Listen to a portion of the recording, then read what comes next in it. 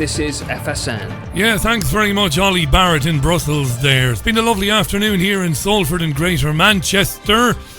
It's warm. It's getting warmer. Looking forward to the Lionesses taking on the mighty USA a bit later on this evening. Not too much talk of that though. Far more important things than football to be talking about today. This is your Richie Allen Show. Welcome to it. Lots going on today. Let's get on with it. Join in tonight's discussion by tweeting at Richie Allen Show now. It's the Richie Allen Show. Broadcasting live on richieallen.co.uk and multiple platforms around the world. And now, here's your host, Richie Allen. Now, I've had Victoria Haigh on this programme several times over the years. She's a remarkable woman, is Victoria.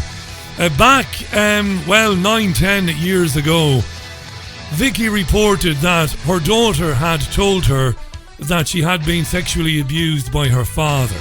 And incredibly, and I know you know the story, the girl was taken away even from Vicky, and Dad was given sole custody of her. Vicky went public about this. It went to court, of course, and it was found, the court found in favour of the child's father, and Vicky was separated from her daughter. In fact, later on, having come across her child by chance at a petrol station, Vicky was found in breach of a no-contact order and she was sent to prison, amazingly. Right? She was released and she moved to France with her youngest daughter, not related to Vicky's first husband. She's there at the moment. We know this story, and incredibly, there's been an astonishing development in this story. And Vicky Haigh will be live from France in around about a half an hour's time to tell us that absolutely astonishing development in her story. A very courageous woman, Vicky Haigh, joins the programme live from France in about 30 minutes or thereabouts. Huge interest in this. Any comments, any questions, do direct them to me at my Twitter account. So it's at Richie Allen Show on Twitter. At Richie Allen Show on Twitter. Vicky's a very well-known horse trainer, of course, and she's training horses in France as we speak. Okay, so all that to come on the programme. It is broadcasting live, of course, on Fab Radio 2 in Manchester. Multiple channels, triggerwarning.tv, my own website, and it is archived on Spotify, iTunes, and, of course, Podomatic.com.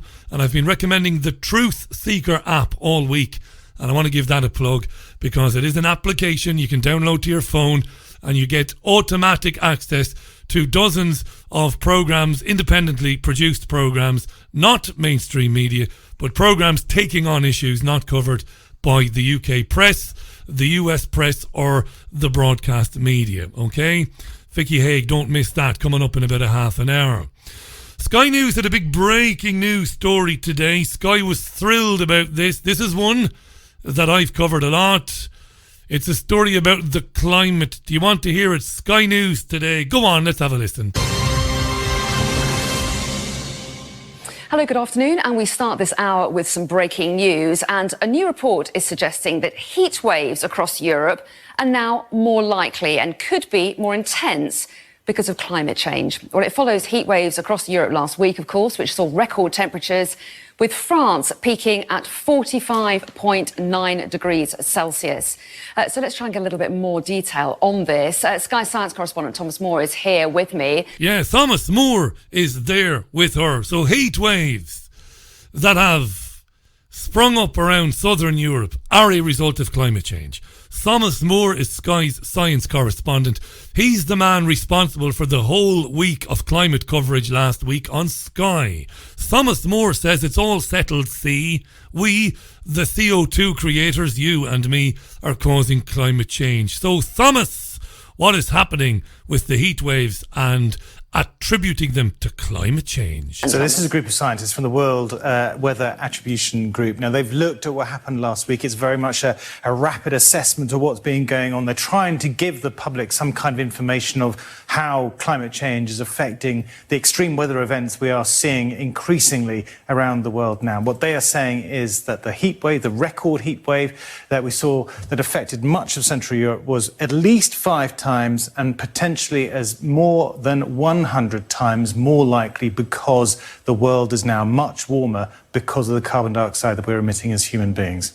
And are we going to get more of these heat waves as well as more intensity then? Yes, so the climate model suggests that extreme weather events of all kinds, as storms, heat waves, but also sudden rainfall will all become more common as the world warms, and also that the amount of heat, of rain, will also increase. This is a rapid reaction and proof, if you like, say the scientists, that what we're seeing now is due to climate change. It's very unusual to see heat waves in June in France.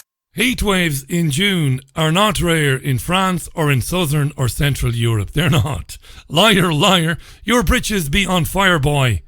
What a whopper that is. What a whopper that is. I spent years in Spain. Believe me, they're not rare. So the World Weather Attribution Group basically attributes the weather to a cause, and that cause be climate change. Rapidly, he said, they rapidly decided that the recent heatwave is down to climate change.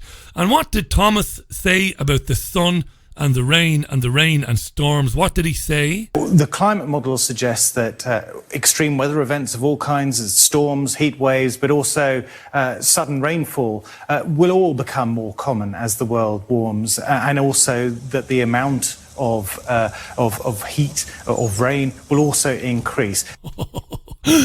So climate change will see us with more rain and more heat and more storms and more hailstones and cold snaps like the beast from the east last year. Right. What kind of fuckery is this? It's great fuckery, this, because no matter what the weather is, no matter what the weather is, well, you can just call it climate change. Example. Raindrops are falling on my head. Climate change. It's raining men. Climate change. Hallelujah, it's raining Definitely climate change. men. Oh yeah. Even when it's hot. All together now, children. Climate change. Climate change. Oh yeah. Stormy weather. Even when it's stormy. Stormy weather. Stormy weather. It's climate change. I just can't get my pull. Against the wind. Oh, when it's windy. Climate change. We were running against the wind. Running against the wind. Here comes the sun. Ah, children, look out the window. Whatever the weather is, it's climate change.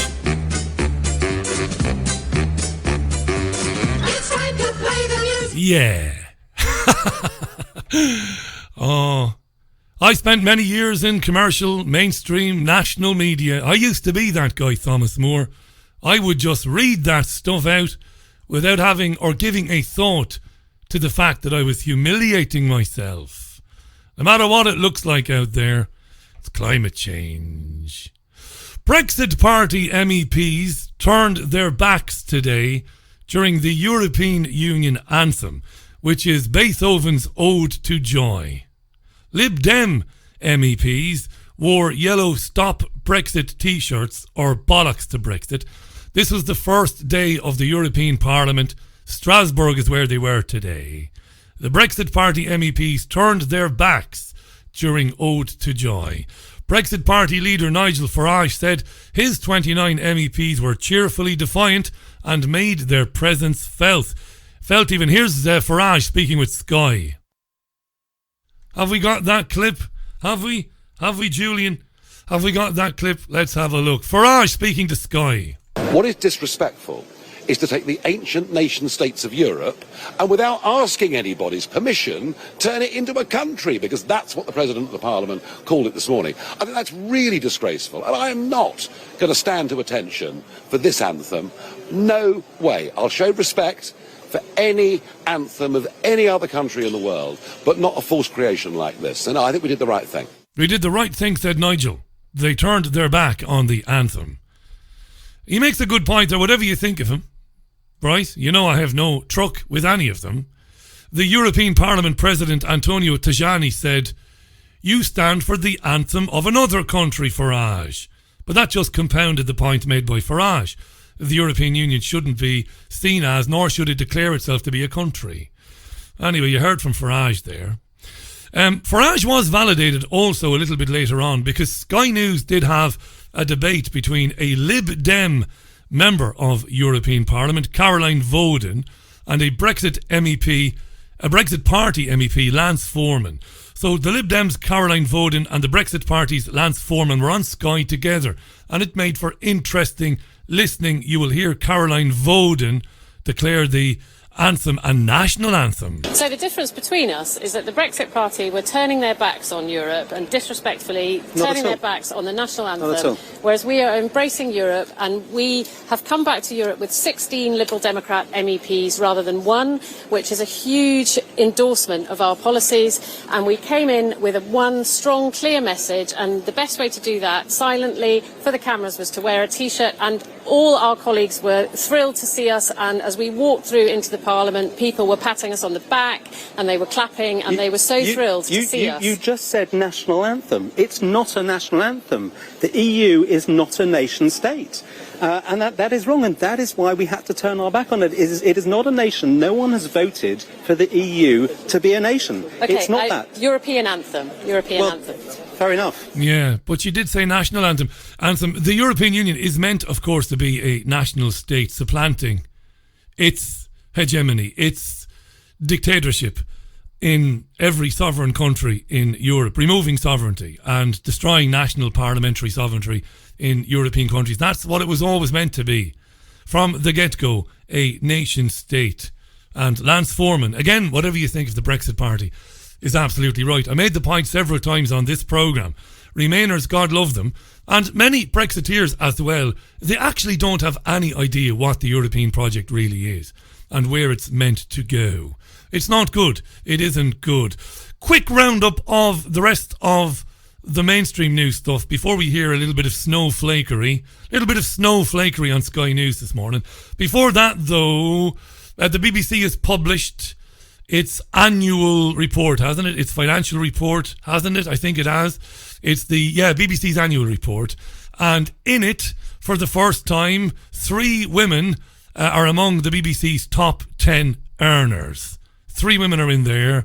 Vanessa Feltz, Claudia Winkleman, and Zoe Ball. Zoe Ball took over the Radio 2 breakfast show from Chris Evans. Claudia Winkleman presents Strictly Come Dancing, and I haven't a Scooby-Doo what Vanessa Feltz does for the BBC, but Vanessa is well paid. So kudos to Vanessa and to her agent. They must be doing a good job there. Match of the Day's Gary Lineker gets £1.75 million a year for doing sod all. Biggest waste of space of all time, Gary Lineker. He introduces football, then he asks former footballers to give their opinions on the action, and for that, the jug-eared goon Gary Lineker, who can't speak loudly enough about Brexit, incidentally, on Twitter, he's given £1.75 million a year. This at a time that the BBC has removed the exemption that over 75s had in terms of paying the licence fee.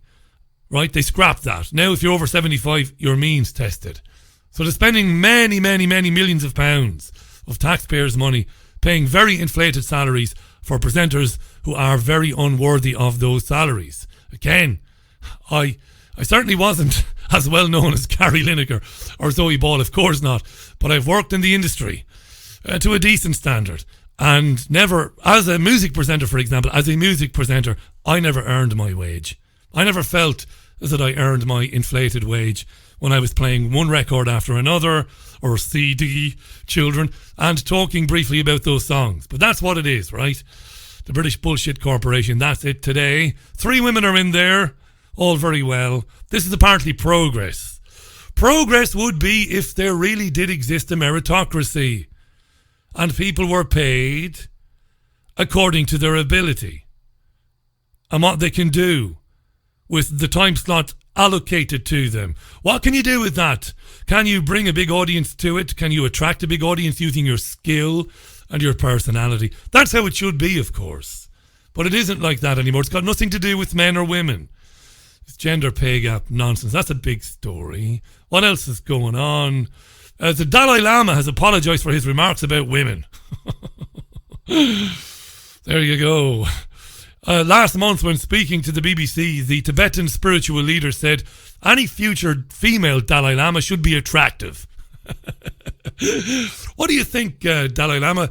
What do you think in the future, if there is a female Dalai Lama, what sort of skill should she possess? Well, she should be good looking.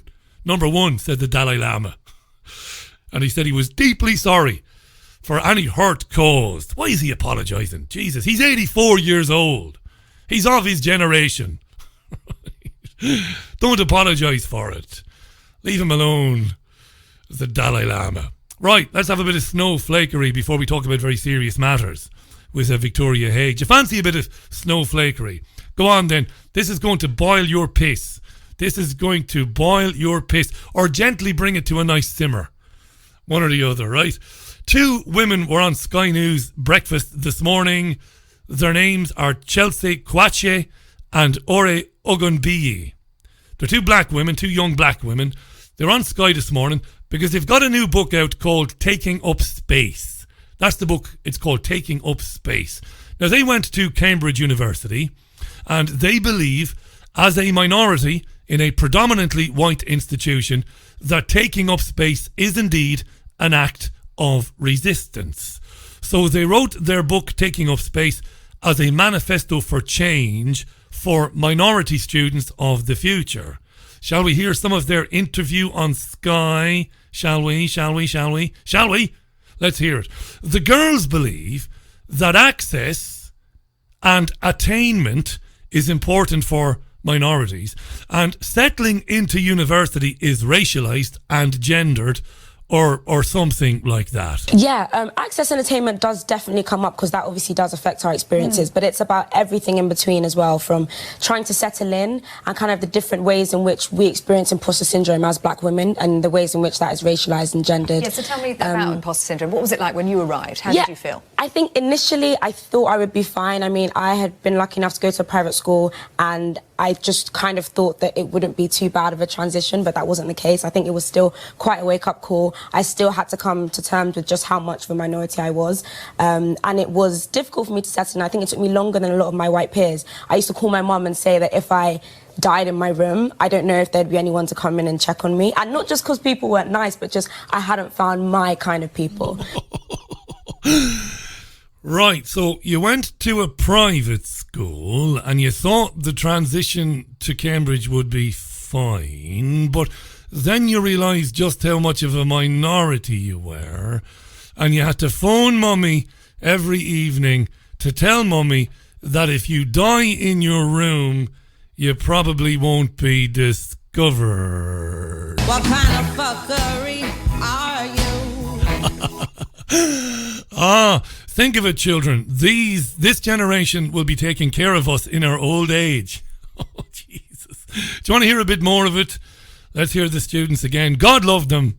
It's massively important, but I think specifically for black women, it can be quite hard. So what we're saying, when you go to an institution such as Oxbridge or any top university, it makes sense to kind of find people who you can groove with, I guess.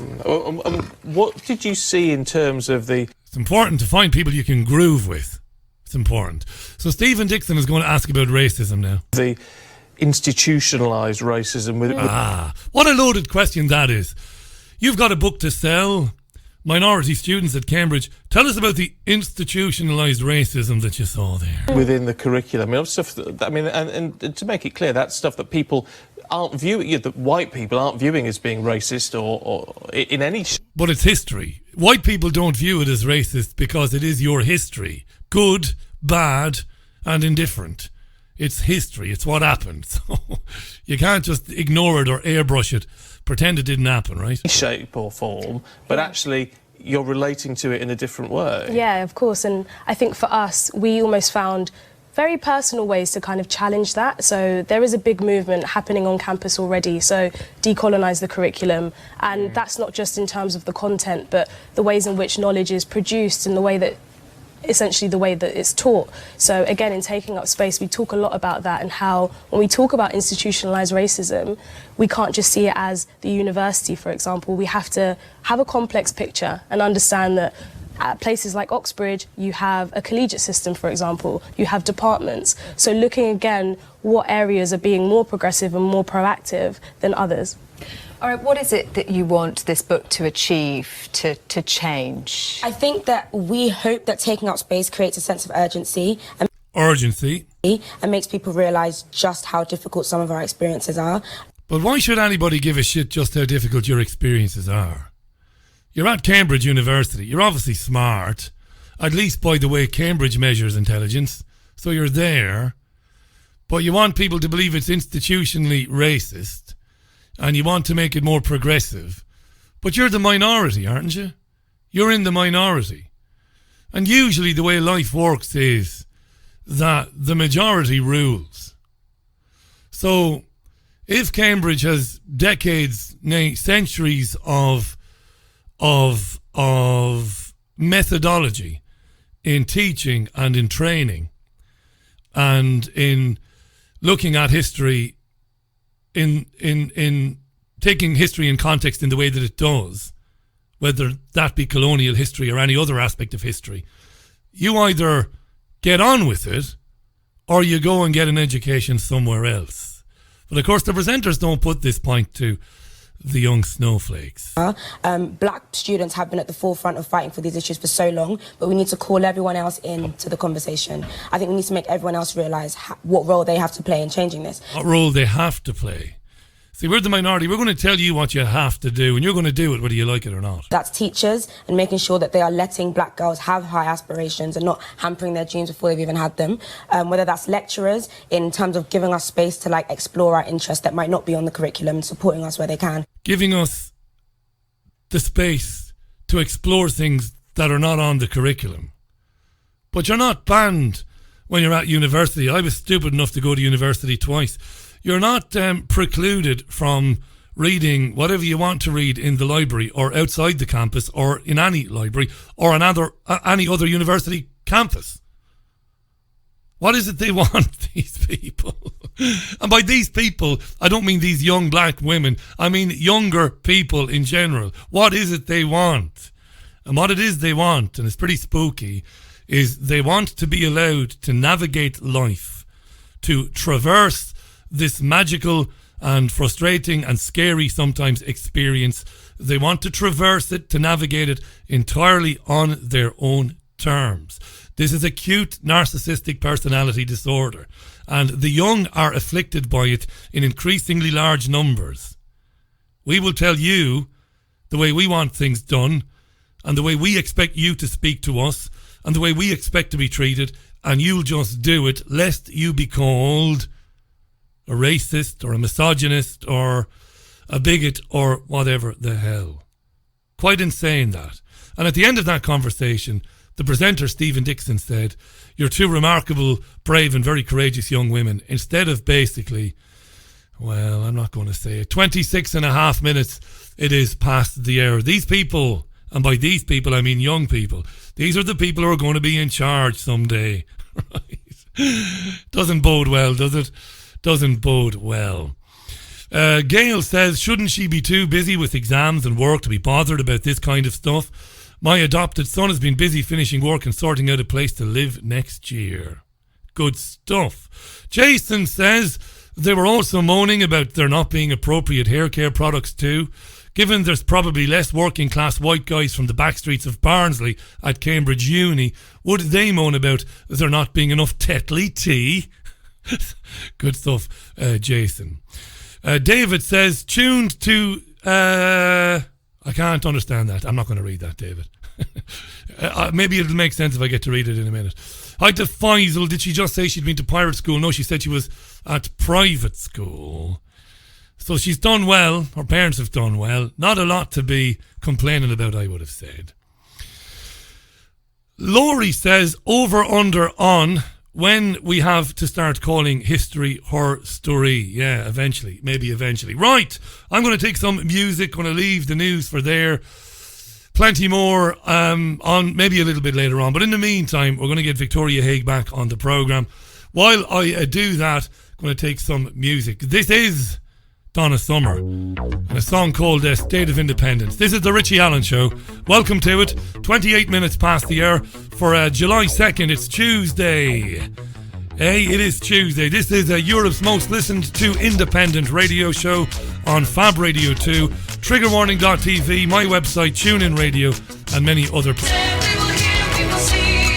Yeah, that's the sound of Donna Summer on the Richie Allen Show. The time is exactly 33 minutes past the hour, 27 minutes to the top of the hour, live in Salford in Greater Manchester, broadcasting around the world on tunein.com, triggerwarning.tv and Fab Radio 2 in Manchester. Yeah. Right, now, some years ago, somebody said to me, they said, Richie, what if I told you that if you're a mother in this country and you discover that your husband or your partner has been sexually abusing your child and that you reported it, what if I told you, Richie, that the likely outcome after you reported it would be that the child would be taken into care temporarily? You, as the mother, as the female in the relationship, would not get to see the child again, and that ultimately the child will be returned to the alleged abuser. Would you believe that? And I said no. At the time I said no, I wouldn't.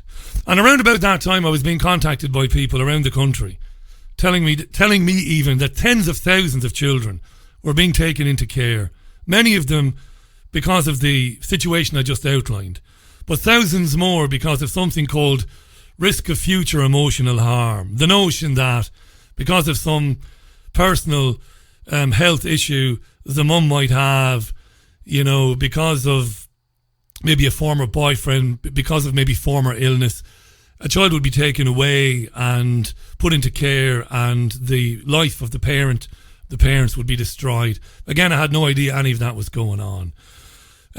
My first guest, my only guest today, in fact, I should say, is well known to this audience, but she's also very well known in the UK and elsewhere because of her own story. It's a shocking story, really. Her daughter told her some years ago, a decade or so ago, that her father was sexually abusing her. And as I said earlier, incredibly, the girl was taken away from mum and the father was given sole custody of her eventually. Judges in the court system here in the UK accused my guest of coaching the child and planting these ideas in the child's head. They said that she was an emotionally abusive mother and that she couldn't see the child again. Who could imagine what that's like? She went public about it and would tell anybody who would listen that it was happening. And at the time, the media in this country did cover it. The Mail covered it and the Telegraph covered it. Anyway, she encountered her daughter at a petrol station one day, and because of that she was found to be in breach of a no contact order, and amazingly she was sent to prison for that. Spent a couple of years in jail. She was given 3 years in prison. When she was released, she went to France with her youngest daughter, not from her ex-husband, and she rebuilt her life there and is a horse trainer and has a successful life there. But she's never allowed this go because she's always maintained that she was in the right, that she was right to go public with this, that she was telling the truth and that her daughter was telling the truth. And that's a very brief summary of what's happened to her, and we've had her on the programme several times over the years. She also introduced me to many people like Ian Josephs and Emma Ibbitson and many people that came on this programme to talk about this issue. Let's welcome back to the programme an old friend of ours. It's Victoria Haigh, live on the line from her home in France. Vicky, welcome back to the programme. How are you? It's not as warm, you told me, as it has been recently. So you're cooling down a bit there. Yeah, I've been riding out quite early in the morning to beat the heat and then spending the afternoons in the big open-air swimming pool that's here in the town. So it's not been too bad. It's not been too bad. Good, yeah. I know about the open-air swimming pools, my other half being French. You're on today because I didn't want to mention this. I mentioned it at the top of the programme. I didn't want to mention it in is the introduction, because it's beyond bombshell news. I couldn't sensationalise this even if I wanted to. There has been an incredible development in your story, and it relates to your ex-husband, and you're going to tell us what it is. What's been happening? Well, the story, it's a cover-up, which the Brits are well known for over here in France. Last year, I was in court proceedings. The social services decided they wanted to discharge my daughter's care order. And I found out within those proceedings that my daughter's father had received a lifetime ban from coaching children by UK Athletics. Now, they obviously didn't want to give me this information because, it kind of vindicates me. So they did whatever they could, the tactics that they used last year in these court proceedings to try and hide this ban was unbelievable. This is bombshell now. Let's stay with that for a minute, right? The man that, this is one of the biggest cases in UK jurisprudence at the time. Everybody knew about this case. The man, the father of your daughter, whom she had told you that he'd been abusing her, this man, you were not believed. You were called emotionally abusive. She was in care, and then she was eventually returned to his care.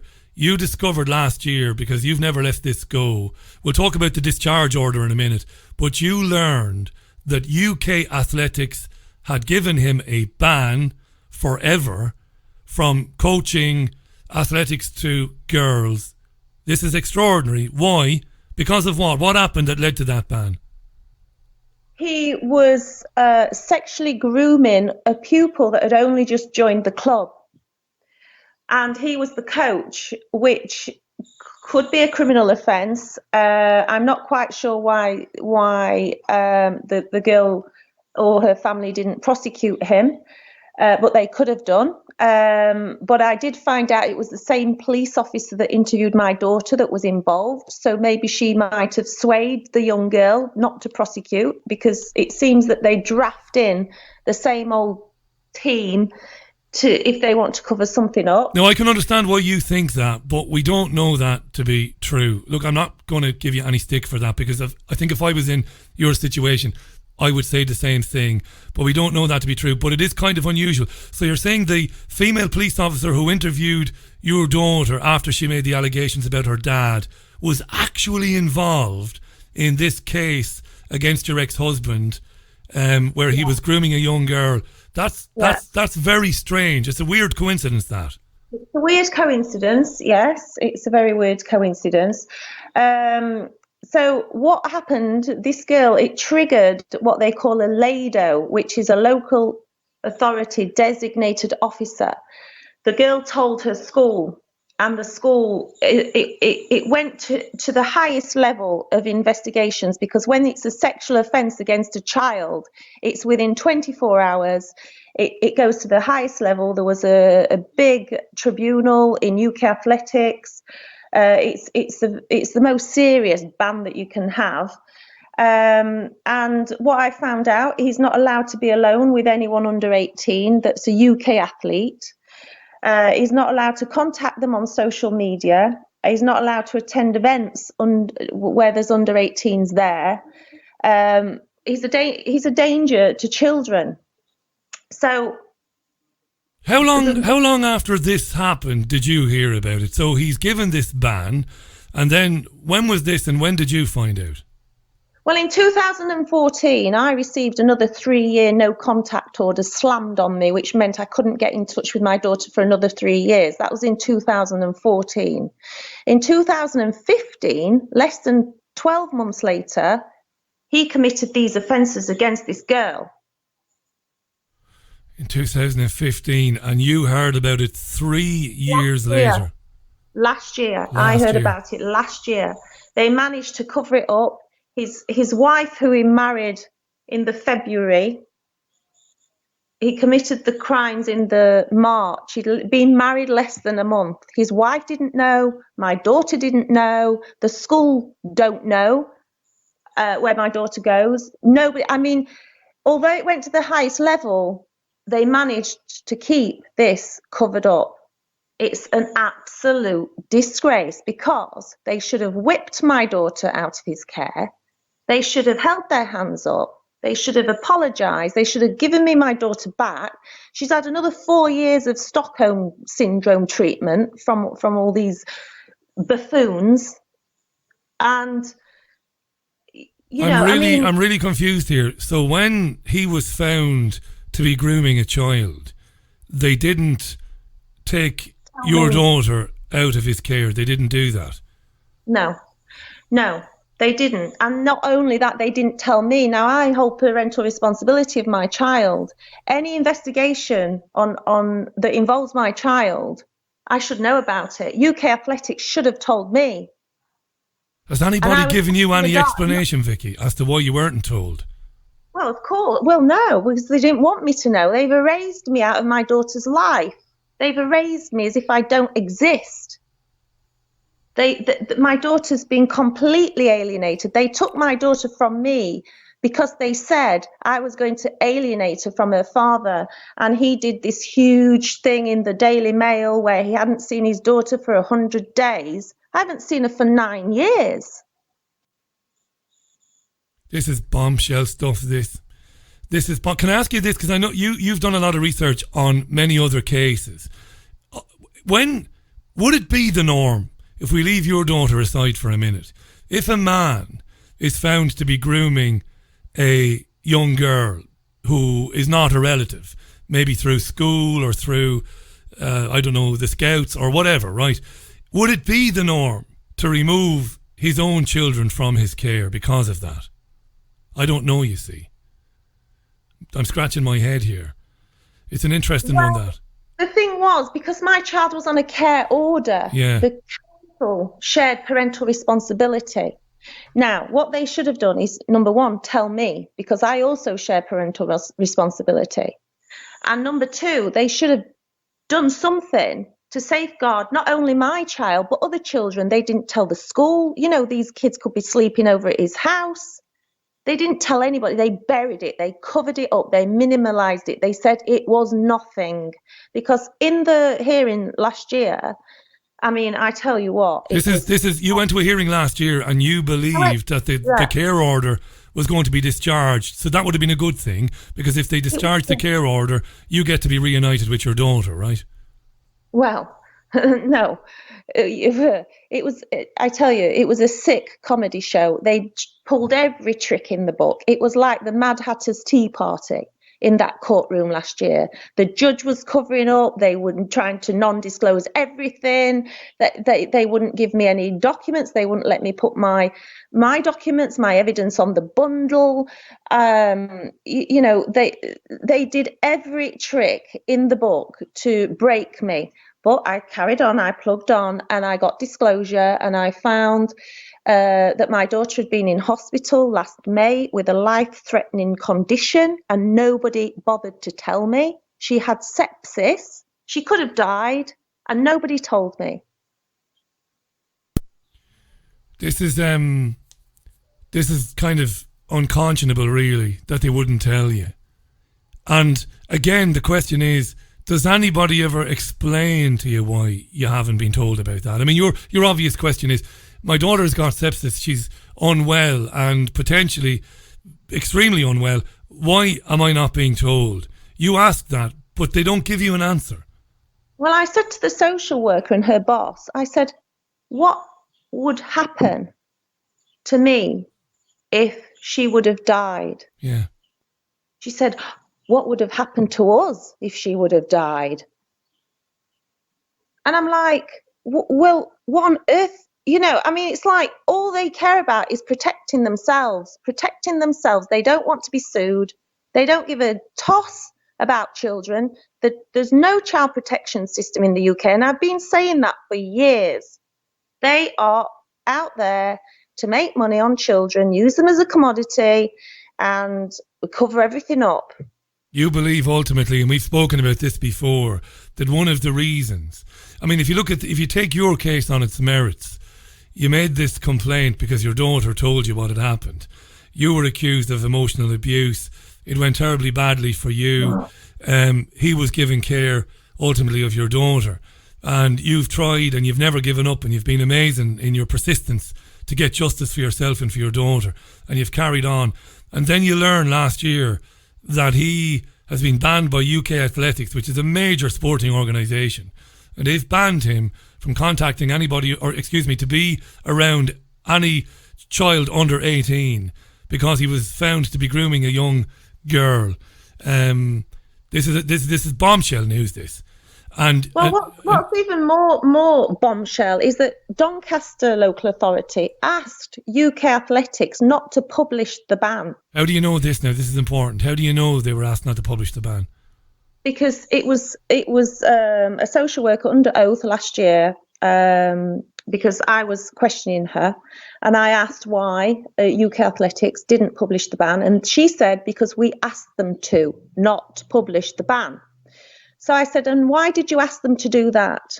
And they said, because we didn't want it to upset your daughter. That's outrageous. The reason they publish the bans is so that your ex-husband can't then go and join St. Saviour's or St. Mary's Athletics Club in Dumbarton in Scotland. They publish the ban for a bloody reason, right? So that people can be aware that you shouldn't hire this man. So, to protect the public. To protect the public, to protect children, exactly. So that he can't just rock up to another athletics club, exactly.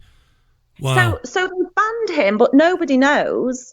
And luckily, Rosie Winterton, the MP in Doncaster, she wrote to the police, she wrote to UK Athletics, she got all the evidence.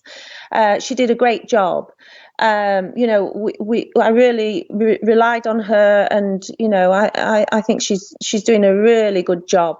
But what I said to the social worker, you didn't want to upset my daughter, so don't you think sending her mother to prison and ripping her out of her mother's arms upset her when she was 7 years old?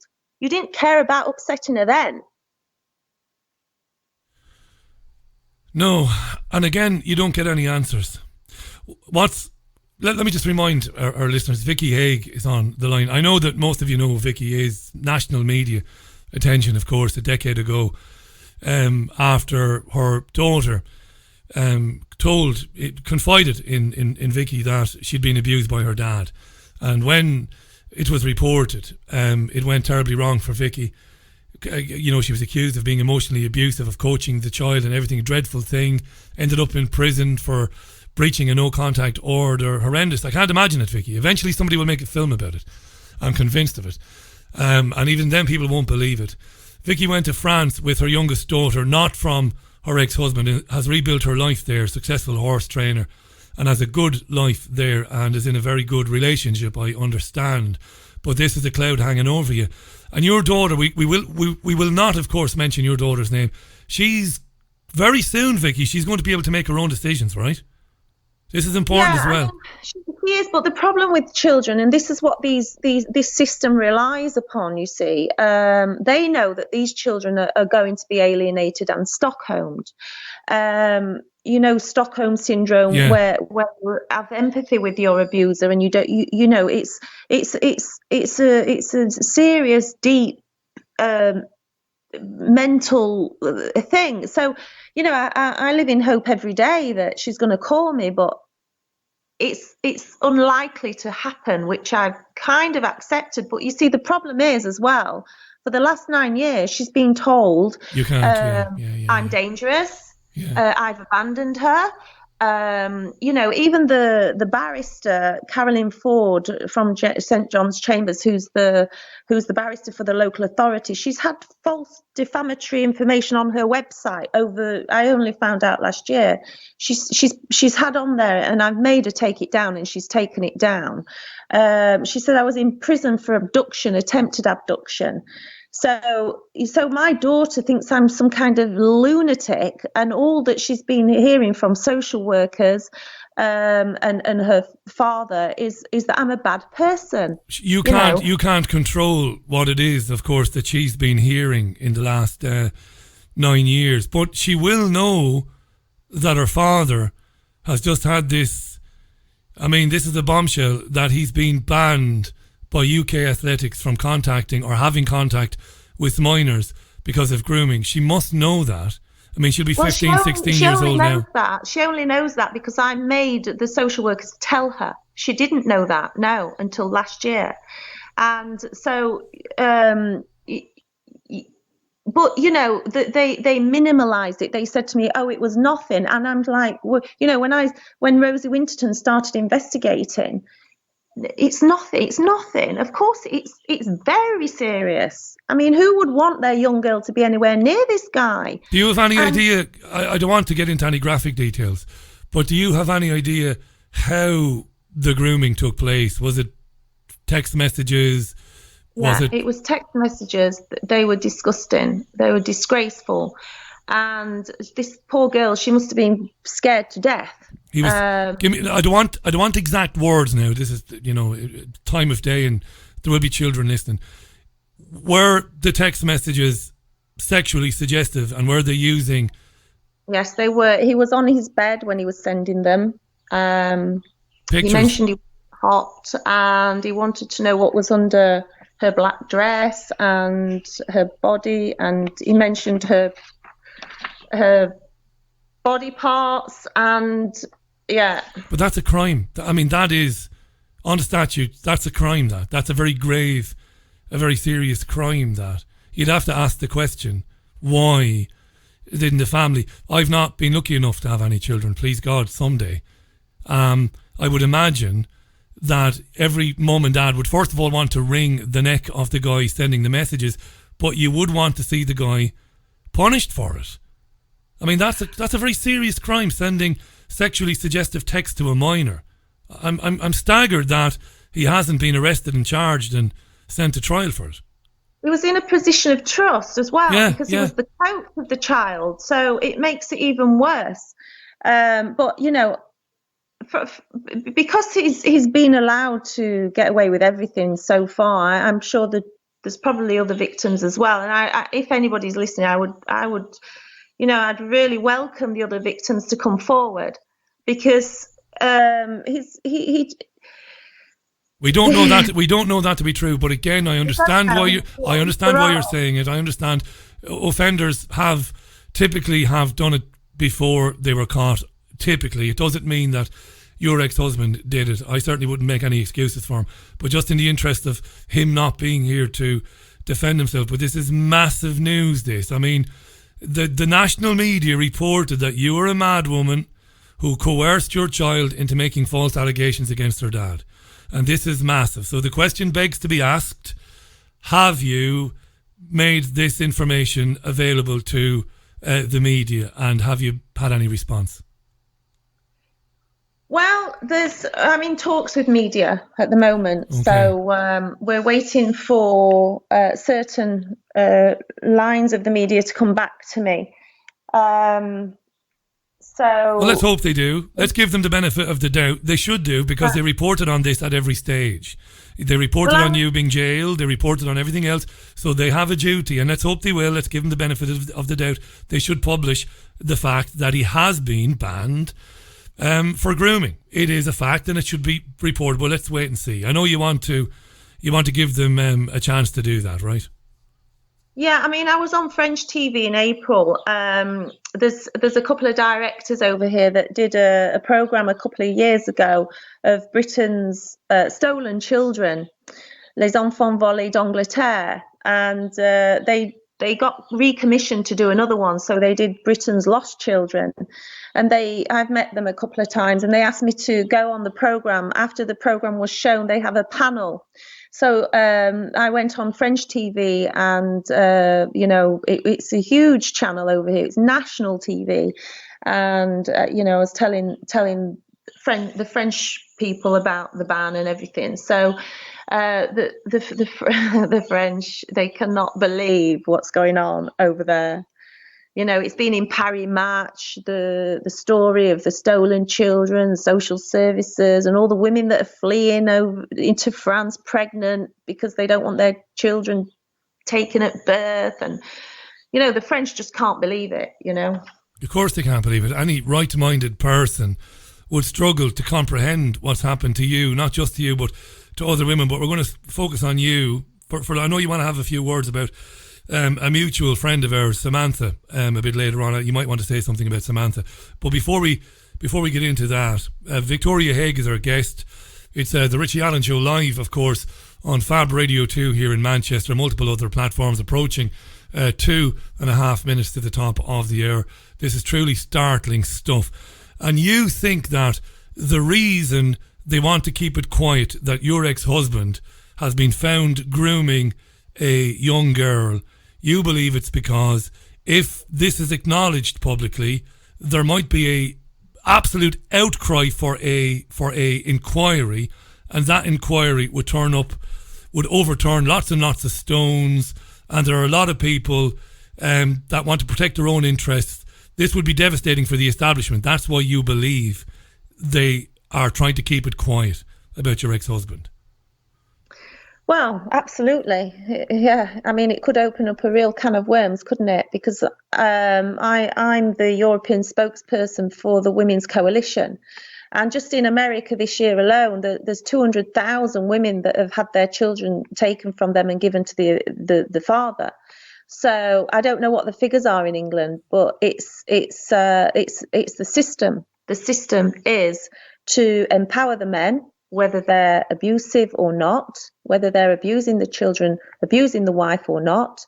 They're empowered in this current system, and any mother that tries to stand up to the system is slammed. They're put in prison, they're shut down, their reputation's ruined. I mean, you just look. For me to try and rebuild my life as a public racehorse trainer with a public license, having trained all those good winners in England, the first thing a new client does is Google me, and they can see child coacher, prison sentence, this, I mean, who would want to send a horse? It doesn't matter how good I am at training horses. They read that and they run a mile. These women, they get ruined, totally ruined, because they're trying to stand up to the system. And there's dead women, there's dead children, there's women swallowing pills every minute of every day. There's alcoholic women, there's women in psychic ward. They cannot hack it. They just can't. It's hard enough losing your child. It's hard enough surviving day to day without your child. I can remember the feeling when they took my daughter from me. You wake up and you've got that feeling in your stomach like somebody's died every single morning. And I couldn't get near my child to touch her or to speak to her. I mean, it's torture. And they send you into a spin cycle of horror. It's horror. People think that I'm strong and I'm this and I'm that, but really I'm just the same as everybody else. But I've got this ability to think that, one day in life, like everything, the truth does come out. So I've stuck in there, and obviously I've got to bring my other daughter up who was 8 in May. And so I've got her, I've built my business up again. I'm in Deauville tomorrow. I've got a 2-year-old running there in Deauville. And I've got a really huge network of friends here in France. And so, I don't know how I did it, but I've managed to have my life's happy. My life's a happy life. My daughter's happy. But you've got this huge cloud hanging over your head because you're still grieving for the child that they stole for no good reason. And the justice, yeah, and the burning sense of injustice that I, again, couldn't even begin to imagine. Let's stay with this, which is where we came in the first time we met, you and me, online or on the programme. Let's stay with this notion that if a mum discovers that her husband or her partner is sexually abusing one of the children or a child, that reporting it could spell doom for her. How has that come to be? Because, again, when I introduced you, I said that when I was told this, obviously I didn't believe it. Who would believe it? It makes no sense whatsoever. And, I dismissed it, really, as fantasy conspiracy theory. But it isn't a conspiracy theory.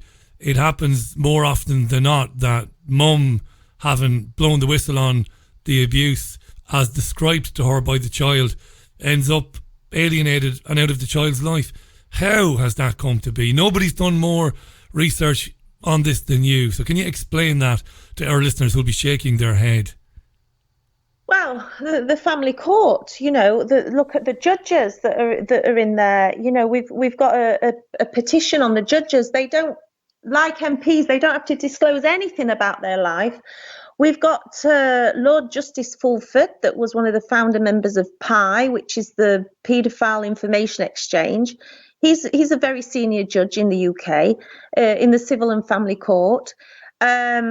We need more transparency from these people at the top, these judges that are running this show. We want a law where judges have to be transparent. We want to know who are Freemasons. We want to know what clubs they have, where their investments are, their political interests. We don't know any of that. This is where the rot's coming from. Hey, Vicky, just 1 second. Let's just stay with Fulford for a second, because, again, I'm conscious that when people listen to programs like this, they hear a bombshell bit of information, like you just dropped there, and they expect me as the presenter to jump down your throat and to say, can you prove that? You just mentioned there that Lord Justice Fulford was a member of a group called the Paedophile Information Exchange that campaigned to lower the age of consent to 4. And he was a founder member. Now, I've known this for years, but again, most of our listeners won't know this. This is beyond incredible. This is Twilight Zone stuff. This guy was a founder member of a group that wanted to lower the age of consent to just 4, and now he holds one of the most senior positions in UK jurisprudence. What the hell is going on? Well, he's admitted it publicly, and he apologises for his involvement publicly. Apologises, that's okay then. Yeah, that's okay. Plus, I think he's one of the ones that advises the Queen, and we all know about her 2 sons who they're matey with. So, the rot is well and truly in. It's set in stone, the rot in the establishment. Just to qualify that, Prince Charles was the avowed best friend of the record-breaking paedophile Jimmy Savile, the avowed best friend. And we all know about the links. That's right, between Prince Andrew and convicted billionaire paedophiles. Yeah, wow. Yeah. Exactly. So, the family court, it's a racket, it's a comedy, it's a sick comedy show, it's a national disgrace, it's a conveyor belt to hell.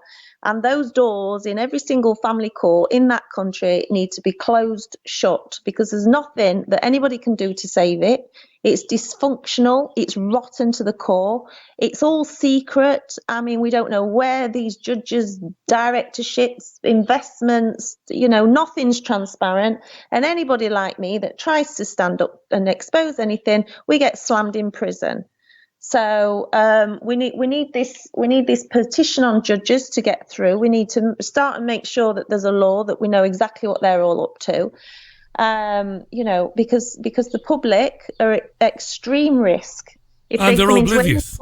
And they're oblivious. This guy Fulford is also a founder member of a group called the Conspiracy to Corrupt Public Morals.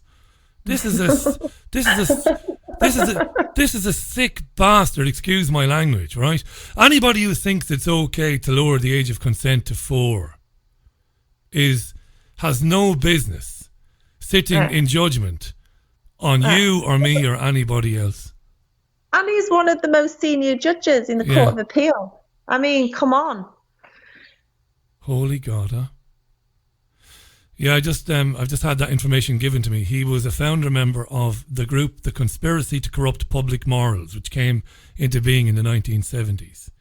He's a sicko. Yeah, and as you said, he's the Court of Appeal. And the papers are pretty much prohibited from reporting on the proceedings of the family courts. So the public are blissfully unaware of it until the day comes that the social services start knocking on their door. Until that day comes, most people listening to this programme are completely in the dark about what goes on. They've no idea. Well, I just think it's so bad that anybody that tries to speak out gets these gagging orders. The press are gagged. Everybody's gagged. You know, what's it all about? Where's the freedom of speech? And what they did, actually, they all shot themselves in the foot because they named me publicly all those years ago to shame me. To get rid of me forever and ever, you know. They thought I would go and crawl under a stone because the slamming I got nationally in the press, I don't think many people would have come back from that. But I just sat there and I thought, you know, this will actually come back and bite them one day because they've named me. So now I can actually speak. I'm not gagged. So, you know, let's just keep speaking out and let's just keep investigating. And the case last year, I mean, it cost me an absolute fortune, the hearings last year, because it dragged on and on and on because they were up to all sorts of tricks. They wouldn't disclose documents. The judge's behaviour was reprehensible.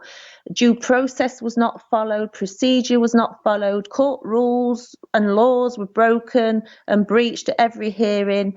They tried to lock me out of everything. I couldn't get, as I said, I couldn't get my evidence on the bundle. My inalienable parental responsibility and rights was thrown out of the window. My safeguarding rights over my daughter were all ignored. I mean, seriously, Richie, it was like the wild, wild west in that courtroom. I was being paper bombed with applications and bundles with over 300 pages in it. That's a classic tactic, isn't it? Do you know what? No matter what the case, it's classic. Yeah, it's classic. Yeah. They kill you with paperwork. That's the classic. They dump reams and volumes of paper on you, knowing that unless you live to be 2,500 years old, you're not going to be able to go through it. And buried in all of that paperwork is the truth, ultimately. Generally, the truth. And Annabelle Carr, I won't call her judge because you know that she's not a judge in my eyes, because a judge would not ignore hospital records, doctors' records, finding of facts. I mean, she ignored the whole lot. She left my daughter with him. And I was completely blocked out. They knew they were breaking the law, but because it's all secret, nobody gives a toss. You know, nobody cares. They do it day in, day out. They actually said to me when I pointed out all the court rules that they were breaching, oh, we don't do it like that in this court, as if they've got their own fiefdom. I mean, it was unbelievable. They don't do it like that in this court. They don't follow laws and rules in that court with that judge. I mean, what? Unbelievable. One of the things I want to do a quick recap. Vicky Haigh is on the program. Victoria Haigh, very well known, very well respected horse trainer. National media, of course, invaded her life a decade ago when she lost custody of her daughter. Her daughter had confided in her that her father had been abusing her. When Vicky reported it and it went to court, she was accused of coaching the girl and being a terrible mother, basically. Lost access to her child. A short time or a couple of years later, she met her at a petrol station. It was one of those things. She was accused of breaching a no contact order and amazingly was sent to jail for 3 years, spent 2.5 years in prison. Nobody could put up with this. But she's still standing, she's still here. She moved to France with her youngest daughter, not of course a daughter from her ex-husband, and she's rebuilt her life there, as she explained to us earlier on, and that's a lovely thing. But this is hanging over her amazingly. Last year, Vicky found out that her ex-husband was banned by UK athletics from forever from having any contact with any minor because he was found to be grooming a young girl, and he was sending her sexually suggestive, explicit text messages. This is amazing. And Vicky contends, and I believe that Vicky believes this, but I haven't seen any proof. I'm not calling Vicky a liar, far from it, but she believes that the female police officer who interviewed her daughter many years ago was actually involved in this UK athletics grooming case against her husband, and may have persuaded the family not to press any charges. And if that is true, and Vicky believes it to be true, but you know, I don't know, That's well, absolutely... I don't know, in all honesty, but it just seems a bit coincidental. The same police officer where my daughter's file never got passed to the CPS, the Crown Prosecution Service. My daughter's file sits there in the police station under no further action, and even though superintendents have written to me and said that they've passed the file to the CPS, Keir Starmer confirmed when he was Director of Public Prosecutions that they never had the file. So it's blocked and covered up, but everywhere you look, it's all covered up and blocked. In the time I've known you, you've met with, and maybe not met with all of them, but there's a community. You're the European spokeswoman for, let's not say spokesperson, let's keep the feminine, Vicky. This drives me mad, this crazy world that we have. I don't know, my great friend Jean-Anne Crowley, the actress, says, I'm an actress, not an actor. Talk to us about the Women's Coalition and your involvement in that. Well, we've got 25,000 members. Cindy Dumas in the States set it up. She tried to protect her son, who was being abused by the father. And in the end, she went underground with him for, I think, a couple of years to keep him safe, and got him married at 16 so that nobody could have jurisdiction over him. So I mean, it was like an arranged marriage, so she could protect her son. So she founded the Women's Coalition, and I've been working alongside her for the last 3 or 4 years now. Speaking in London. I came over to London to speak for when Samantha Baldwin went on the run and was caught. And so I did a speech there in London for the Women's Coalition. And obviously I mention the Women's Coalition when I speak to you. We share posts, we put posts up whenever there's a woman gone on the run, like Ellie last year, was it last year? Ellie Yarrow, she went on the run with her little boy. Yeah. So, we follow the stories like that. And so, we want this, we need the system. We can't do anything with the family court as it is now. It just needs all shutting down. We need a new system. We need juries where sit there because when there's one judge in secret, it's ridiculous. The woman doesn't stand a chance of keeping a child. But if you have a jury, you can at least show the evidence, have a proper trial, and the jury can see and hear the evidence, and we stand a better chance of keeping our children. But there's no jury. It's a judge. This is the thing. There isn't a jury. One judge. And it's one corrupt judge. It's one judge that we don't know if they've got shares in adoption agencies or foster companies. Or judges who used to try and campaign to have the age of consent lowered to 4.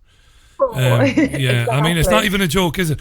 I know you mentioned Samantha Baldwin, and I've gotten to know Sam a bit and met her in Manchester. There's so many similarities there. Just in case our listeners were wondering, Samantha Baldwin, I know that name. Samantha went on the run a few years back. She believed strongly, did Samantha, and still believes that her children's father was abusing the children, and knew, saw what was coming down the line, knew that she was going to be separated from the children, and went on the run as well. I've gotten to know Samantha and spoken to her. Amazing bit of information. I don't know if I'm supposed to say this about lie detector tests. Am I allowed to say that? I don't know if I should say that. Maybe I shouldn't. Maybe I should. Maybe I will. Maybe I won't. Yeah, but Sam took a lie detector test, didn't she? And passed it anyway. Meaning that what Samantha Baldwin has always maintained, she believes it to be true. So anyway, she's a remarkable woman as well. But you've come across countless women in this situation. There's another woman that's been, Anna Cornus. Hi, Anna, and I think you're listening. I'm not sure. Well, she's been in high security prison 3 or 4 times. She spent 6 months alongside Rosemary West, with no trial. No way. No trial. The judge wouldn't let her have a trial because he didn't want her to present her evidence, because her ex got charged with abusing her daughter. He actually got charged on 4 counts of abuse. As soon as those charges were dropped, they whipped her children away from her and they gave them to him. So, you know, we're not making this stuff up. This is real life. It's a reality. Yeah, Christ, I don't know what to say, really, Vicky. I mean, going to prison, it's every woman's worst nightmare, going to prison, losing your liberty. I just can't believe, Vicky, I can't believe that a relationship could break down so badly that a woman, we're all capable of doing things in temper, and if we're hurt, or, you know, if we feel abandoned, or if we feel not even abandoned, but if we're rejected, we can do and say things that are unkind. But I refuse to believe that there are so many women out there that are so wretched that they would make a false accusation against their children's father. I just refuse to believe that. I really do. I don't believe it, and I'll get hammered maybe for saying that. I don't believe it. It's not about the false allegations. It's about how men are empowered within this current system. It's how they're empowered. So whatever a woman does or say, or whatever evidence she's got, it's ignored. You know, I mean, how I tried to get my evidence on the bundle last year, if I hadn't have been savvy and know the law and know the court rules, you know, even when I got my evidence in the bundle, the judge ignored it. So, you know, it's the system that's empowering these abusive men. You know, you just have to look at all these men that are killing these children. Why are they killing these children? Because these children are being court ordered to have visits with these men who the court know are violent. You believe as well. I want to bring this up before we part company today. But you've said before, and you were heavily criticised for this in a couple of blogs written by various legal people and barristers. They've hammered you for this.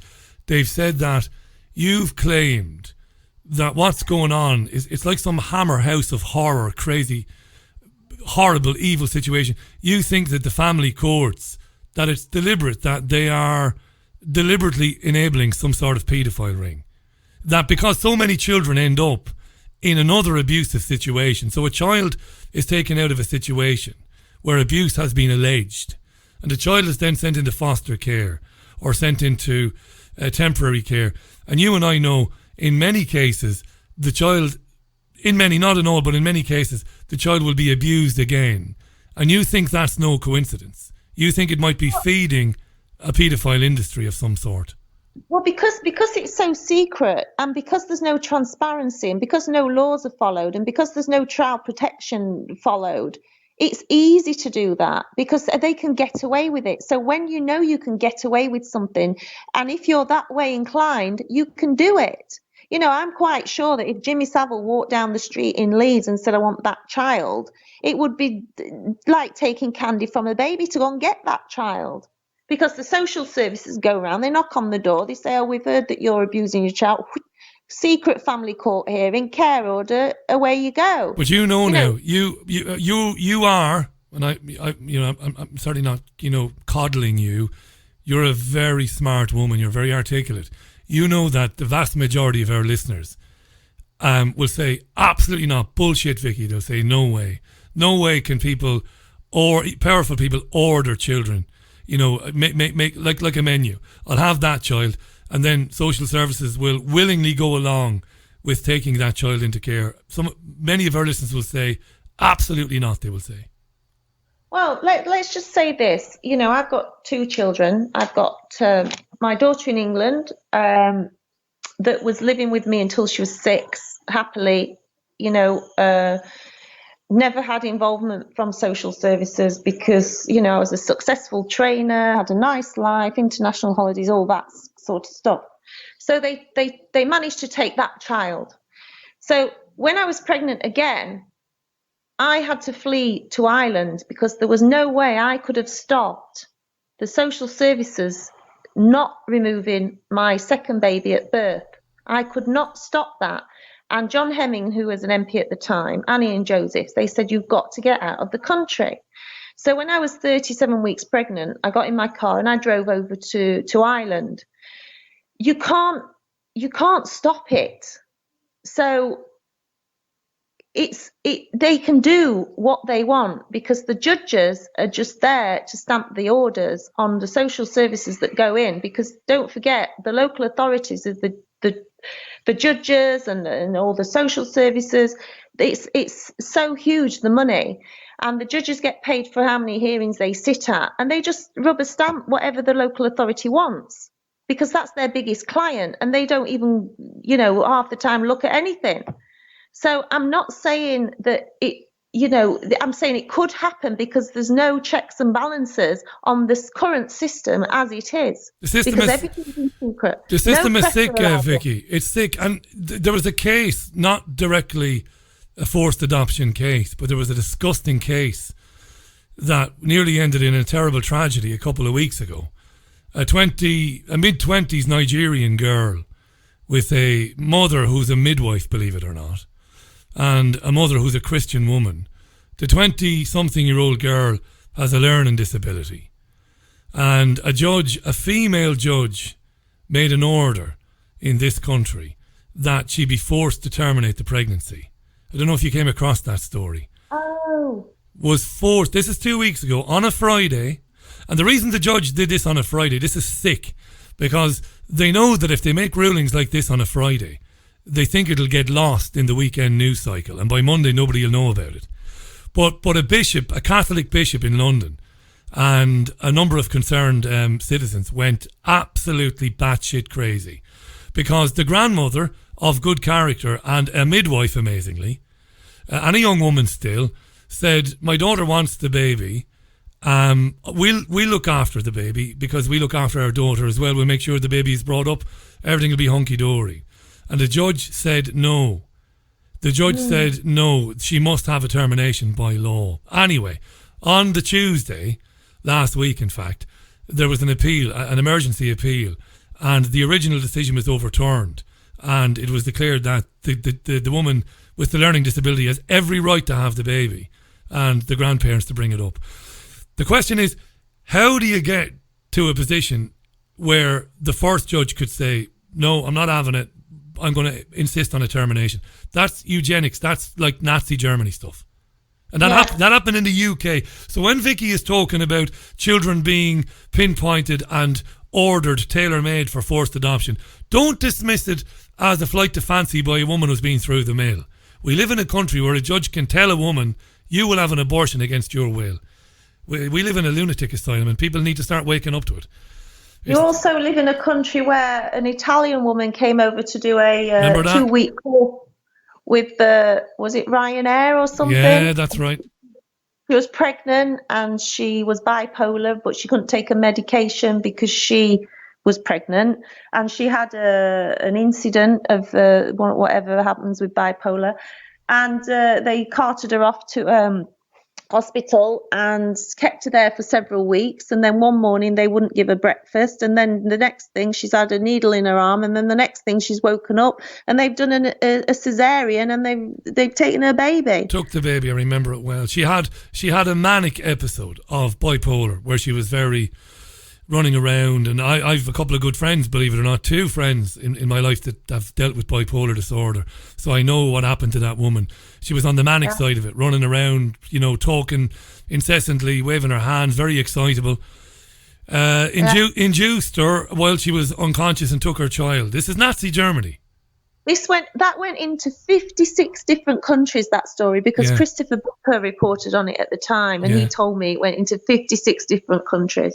And she never got the baby back. The baby was adopted in the UK. I mean, it's horrific. Run for your lives if you're pregnant in England. Just run for your life. Well, do you know what? I would say run for your life. If you're a woman and you're pregnant, and if you've suffered with depression in the past, everybody has had problems in the past, if you've been abused yourself, if you've had a boyfriend come around and maybe he was up to no good in the past, any of these things, they may come around and suggest that the child is at risk of future emotional harm.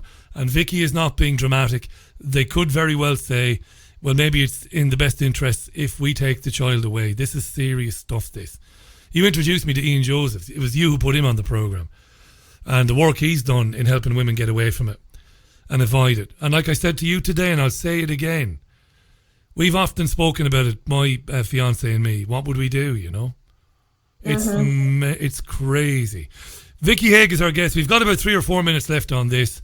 Bombshell information. Can I just say? Of course you can. Go ahead. I want my daughter to know that every day since she was taken from me, I thought about her every day. And I wanted to know that everything that she's been told about me, she needs to just ignore it all now. And she needs to just, remember that I'm her mummy. I gave birth to her. I brought her up for 6 years. We had a great loving relationship. And her sister, Sapphire, that lives with me in France, asks me every day, when is her big sister coming home? So I want my daughter to, hopefully she'll listen to this. I want all her friends to support her, and I want her to contact me, and let's just, reunite and carry on as if nothing ever happened, because I can't keep living without her in my life, because it's just too difficult. I'm just too sad every day. So that's the message that I want to give to her, and I'm waiting for her. I can't add anything to that, so I won't. And let's hope that our colleagues in the press pick up the story of your ex-husband being banned for life by UK Athletics for grooming a child. It needs to be out there, not for vengeful reasons, but they need to reopen your case and your story. And because they covered every other aspect of it, the embarrassing things that happened to you that should never have happened to you, they need to now take it on and say, well, what's happened here, and do that. Is there any links about the Women's Coalition, anywhere you want to direct people, Vicky, before we leave it for today? Yeah, I want them I need to direct everybody onto Legal Leaks. It's at Leaks Legal for the petition for the judges. We need to get that law passed so that we can see what our lovely judges are up to. And I want everybody to write to the chairman of UK Athletics, Chris Clark, and ask him to please publish this ban so that everybody can protect their children. And if he's bombarded enough, he's only been there a couple of months, this guy, it's not his fault. But really, they need to start and do the right thing. And if there's any other coaches that they haven't published their bans, we want them all published as well, because it's a governing body, it's the taxpayers that are paying their wages, and the public have a right to know who's been banned and who hasn't. So that's all I need to say. Thank you. No, thanks for coming on today, and stay in touch. You're welcome back anytime there's any developments. And I want to dedicate this programme to every parent in the country that's going through this, whether you're a man or a woman. We talked a lot about women. It is women that are mostly affected by it. But I'll dedicate the show to you, because only you know what you're going through. Some mouthy radio presenter who's never experienced it has no idea what it is you're going through. You've articulated it brilliantly, Vicky. So let's keep talking about it, because I think it's one of the most important things happening in this country and today, and we should always talk about it. So listen, best of luck to you as always, and you've got an open door to come back anytime you want. Okay, thanks, Richie. You're welcome, Vicky. Thanks a lot. The amazing and inspirational Victoria Haigh, live on the line to us from France. Very successful horse trainer, continues to train winners in France, horses that race here in the UK, talking about her story and that bombshell information that she learned, which has not been put in the public domain yet. I know that people who write for national newspapers listen to this programme. I know it. Do your fucking job, please. I'm sorry for swearing at you. Maybe I shouldn't swear at you, but do your fucking job. You've got to report this information. You covered this story extensively for years, everything that happened to Vicky Haigh, going to prison and everything. You now know that UK Athletics banned her husband for life because he was sending sexually suggestive and explicit text messages to a child. Come on, do your job. To hell with the family court judge and the social services. Fuck them. Do your job. Put that information out there. And there should be an immediate inquiry into the entire circumstances around Vicky Haig's imprisonment and her being separated from her child. There should be an immediate inquiry into it. Okay? All right. I'm going to leave you and love you. Right, that's the end of the programme today. There's nothing else for me to say today. Extensive... we've covered everything that's going on in the news extensively today. You've heard Vicky as well. The most important thing you'll hear today or any other day. I'll be back with you tomorrow morning at 9:30 on YouTube with the newspaper review programme on YouTube. And tomorrow at 5 o'clock, the Richie Allen Show as usual. I'm going to go now. Thanks again to Vicky Haigh and to Samantha Baldwin for staying in touch and everybody else affected by this. Share the programme around on social media. Going to leave you with Eric Clapton and a song called Change the World. And I'm going to watch the Lionesses tonight. Good luck to the Lionesses in their World Cup semi-final against the United States. I'm going to relax and chill out watching a bit of that. Let's hope the Lionesses do the job and get to the final of the World Cup. It's been very entertaining watching them in the last few weeks. Alrighty. Dedicated to everybody who's suffered in the UK family courts. Thinking of you always. I mean that. See you tomorrow. Bye now. Bye.